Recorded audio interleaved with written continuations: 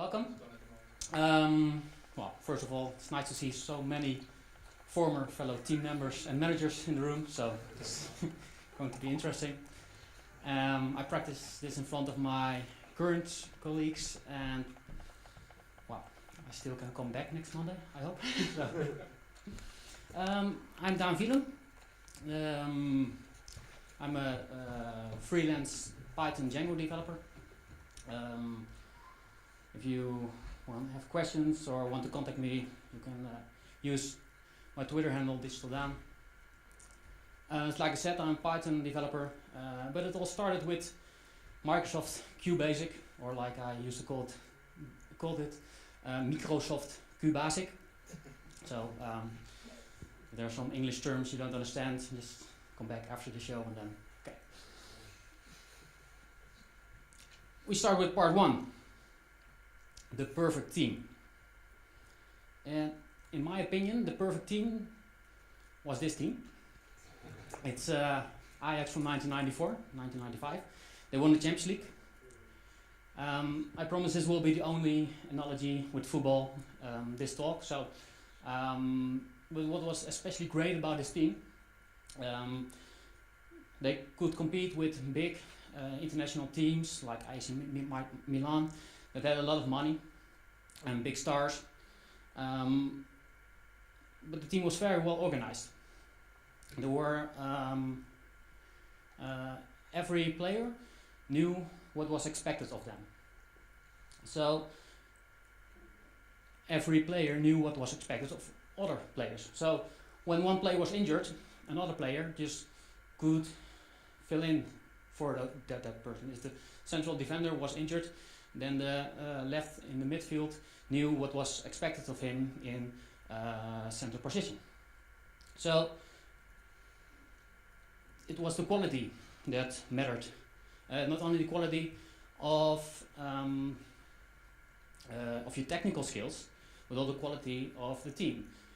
Quality is a mindset. Quality is, in my opinion, the fundament of a good functioning team. You should have a shared responsibility to deliver the best quality you can do. But to deliver the best quality, you have to know what you should do. So,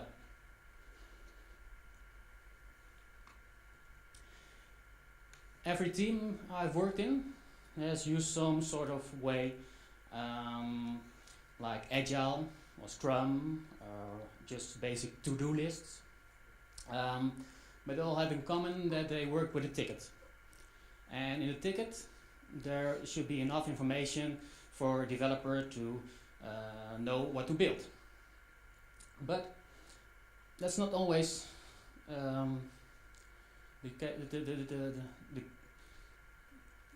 not always gives it enough information to know what to build, because it's mostly defined like this: as a user want to buy a t-shirt on the site.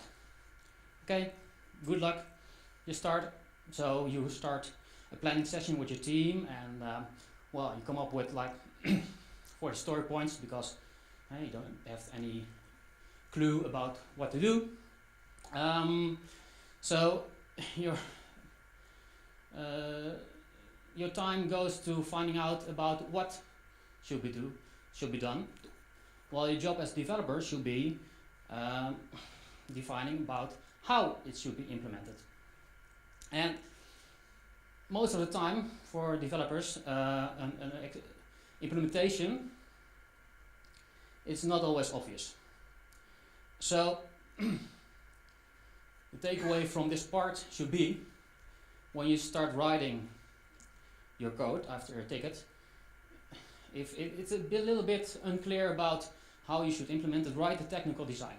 And this shouldn't be a 40-page document with every detail explained how you're going to do it, but just some pros and cons about a certain solution. So instead of spending 40 points on a ticket, you're not totally clear about what to do, and you just rewrite the ticket as a technical design ticket, and yeah, you're going to list how the implementation should look like. So create a separate column in the database for every size, or store all the sizes of a t-shirt in the JSON field, things like that. It has so many implications for the future of your project. So if you know the requirements, this also will help to get the requirements straight. And it also makes sure that your teammates know what they can expect from this kind of feature, how it's implemented, and your teammates know which decisions are made. So it needs to be documented properly at a place where you can find answers to questions like, why did we choose for this way of implementation? So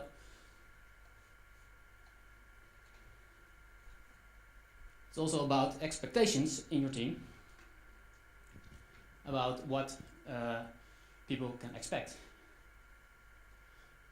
This part could also be named definition of done, or how to deliver, or get some things just out of the way.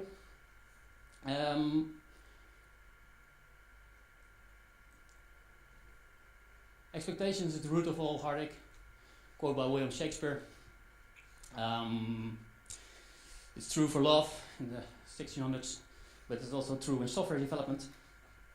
And expectation management is important. It's not only important for the company with the customer, but also inside your team, that you know what is expected. So, in my opinion, everyone in the team should know what to expect and what is expected of them. And also, management is also part of the team. So, if you need to have some rules about how you deal with certain stuff in your workflow. If you get a task assigned like, okay, I want to deploy this site, you should know what to do. And people should know what to expect after it is done. And a way of doing that is by having a definition of done. And okay, many teams have a definition of done about when the ticket is done. There's some stuff in it like, okay, at least 4 people, those 2 people have to review the ticket, or there have to be unit tests, or it has to be deployed, or I don't know. It differs from team to team. But the good thing is you need to discuss with your team about what the definition of done is. And well, what the definition of done does, it makes implicit rules explicit. Because a lot of stuff you do in a day-to-day task, they are implicit. You see people doing them, so okay, you start doing them the same way. But you don't know why, you don't know if it's done properly or not. So the most basic example of definition of done, this could be like, for example, when a deployment is done, like okay, just an email like, okay, I will start to mail the customer their new site. It's going to be online at that and that point. Okay, I have some. I make a backup of the database. The site will be offline for like 2 minutes. Just by communicating them, you make sure you have a plan, and if you're smart, you store that plan in some sort of knowledge base. So the next time someone does a deployment, he can check the list. Like, okay, am I done with the deployment? Is what expected of me? And you can have a definition of done for deployment, but also for other stuff like, okay, when is technical design done, like I just mentioned before, or when is a sprint done? In some teams, the sprint is done at one set of the date, in the middle of the week. In other teams, the sprint is done when all the features are done. Just communicate those things with your team so you know what to do. Also, when is test done? that brings us to part 4, testing, which of course everybody does.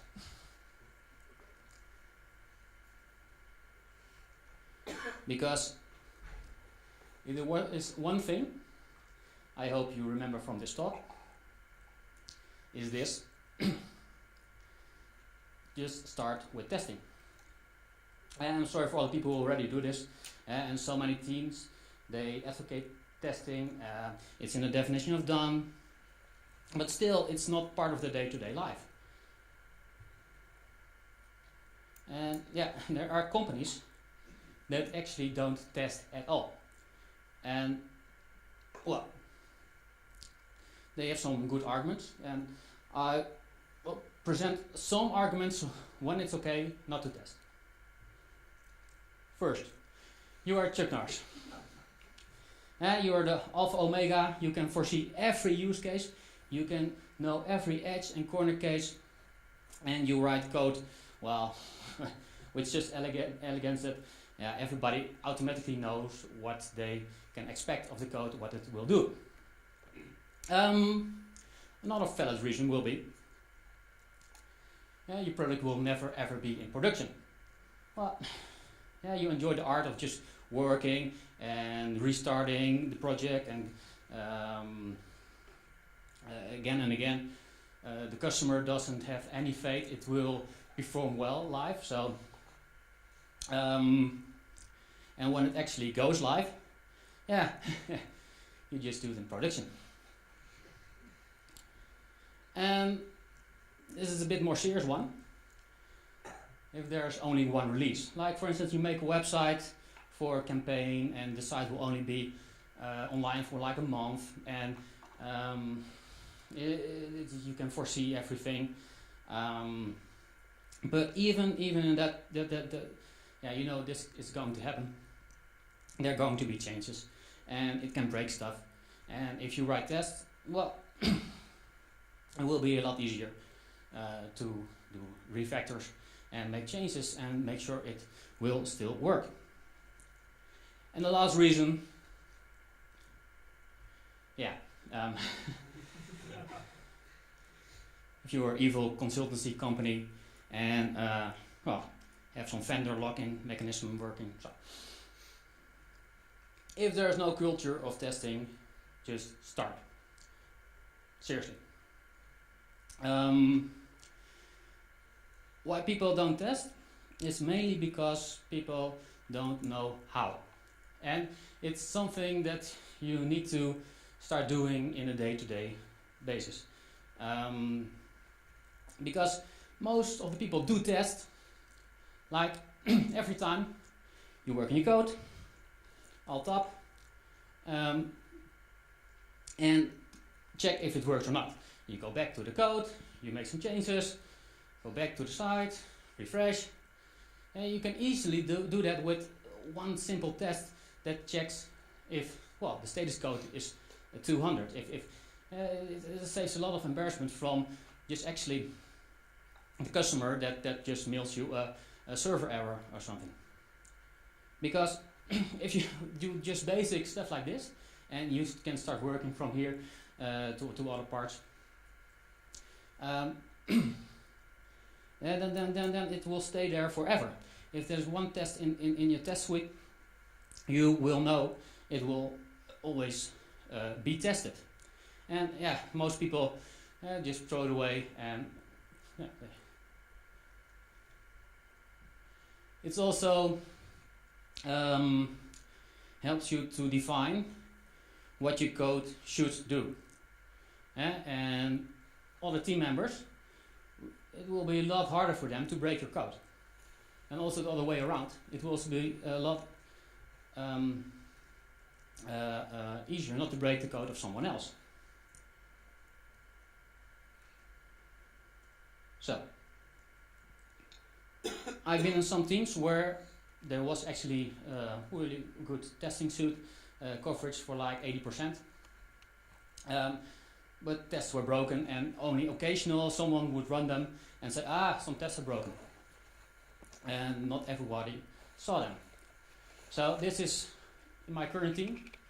This is our hip chat, and you can also do this with other stuff, like Slack or something. And it shouts like, okay, I don't know if it's readable or not. This was the push. Coverage now is 82%. There were 3 flake errors. We got a piling score of 6.3, and some documents didn't get built, and the test failed. So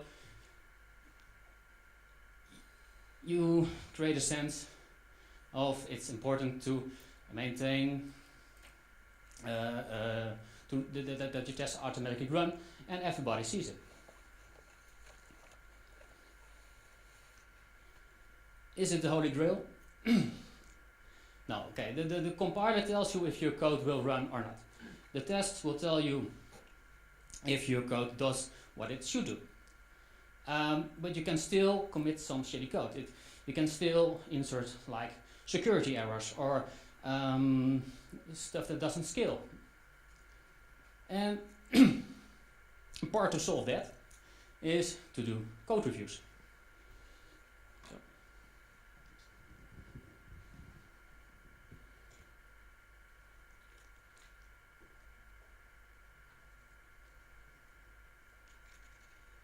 So, code review. That's something you could do by, for instance, in GitHub, when you submit a pull request, you can do line by line adding comments and tell stuff about, hey, you're using .debug instead or .info. The other parts in the code, you use other ways to log this information. This would get some. You get a human being to look at your code and spot some things you didn't spot. But doing a code review, most companies, only senior developers do code reviews. In my opinion, every developer should do a code review. Even if you're just starting at the company, just go look through the code of a senior developer. Makes you familiar with code and how good code looks like. And the stuff you can discuss in a code review and how you prevent it doesn't end up in a flame war. Like, okay, I want to do tabs instead of spaces. Well, just make some rules, create a guideline about how the code should look like. Then you can always point to the coding guideline and people know what's expected from them, how code should look like. Okay, there's a time and place to discuss the framework, to discuss the language you're building it in. The code review should be about the ticket you're reviewing. It's not about the total architecture of the project.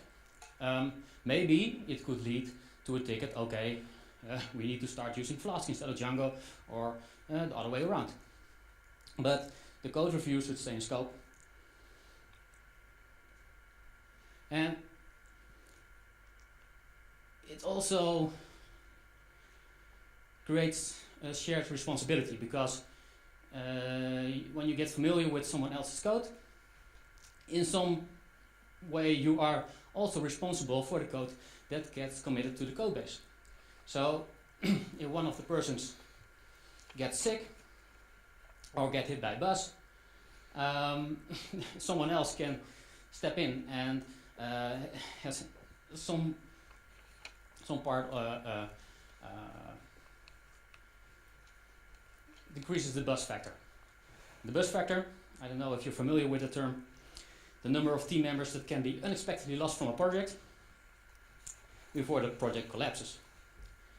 And as a developer, you want to go on holiday. You don't want to be the single point of failure of your project.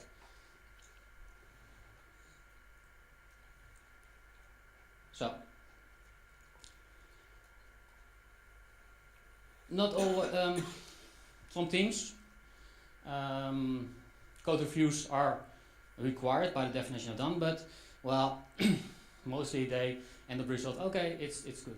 So help your fellow team members with writing a way how the ticket should be reviewed. Like, okay, check out this branch, run the migration, start a server, go to admin, add a product, go to that page, etc., etc. And then it will be a lot easier for someone to review the ticket because you have a sense of what a ticket should do. And a bonus tip, if you write this before you start working on a ticket, then yourself have a better sense about what a ticket should be solved, what it should do.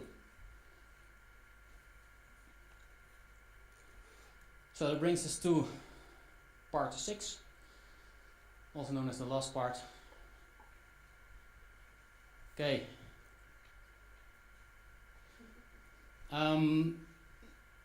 It happens very often that you are in a team and you think, we should do testing better, or we should do code reviews, or we should do have some more shared responsibility, or you don't always have the power to enforce this in your team. Sometimes the managers think, you shouldn't unit test. This is too much of a hassle and it takes too much of our time. Lead by example. Write a unit test.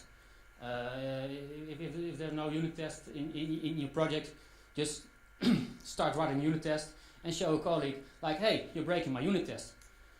And hopefully the colleague of you will start writing his own unit test because you inspired them. Share responsibility.